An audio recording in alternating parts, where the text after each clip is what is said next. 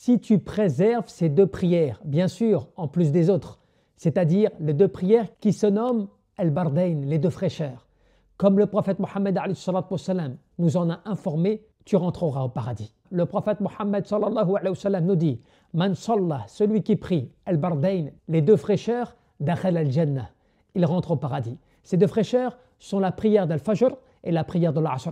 Pourquoi ces deux fraîcheurs?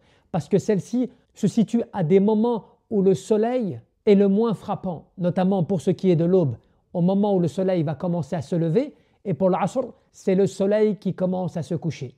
Et ces deux prières sont très importantes parce que celles-ci sont aussi des prières difficiles pour l'adorateur, dans le sens où la prière d'Al-Fajr te tire de ton sommeil, t'arrache de ton lit, comme cela est mentionné dans le Coran, afin que tu puisses adorer et prier ton Seigneur.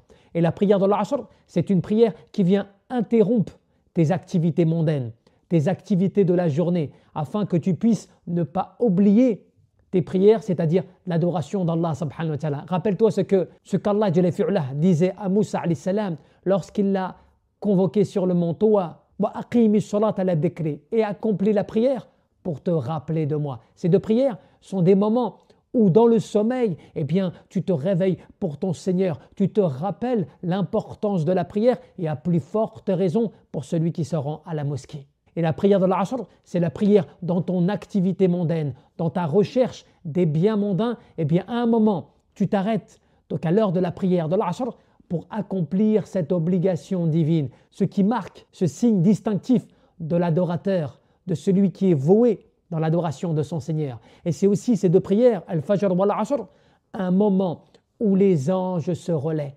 Les anges de la nuit et les anges de la journée se relaient afin de témoigner que l'adorateur d'Allah subhanahu wa ta'ala a bien accompli ces deux prières.